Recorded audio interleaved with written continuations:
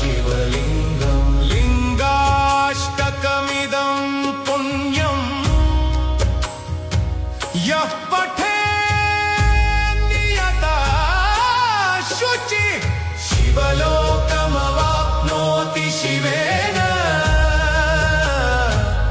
सह मोदते।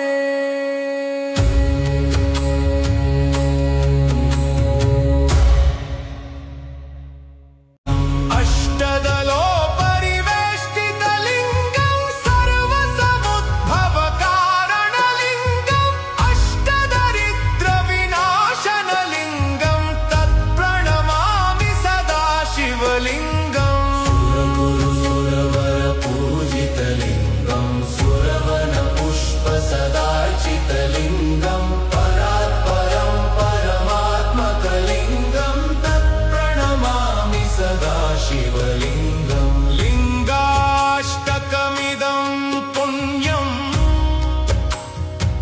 यः पठेत् नियता शुचि शिवलोकमवाप्नोति शिवेन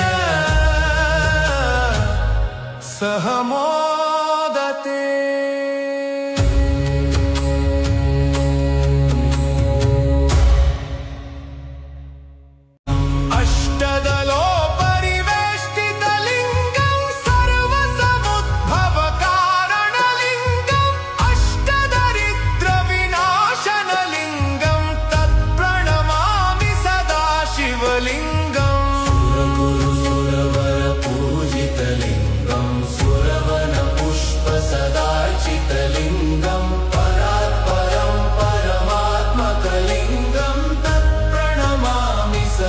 शिवलिङ्गं लिङ्गाष्टकमिदं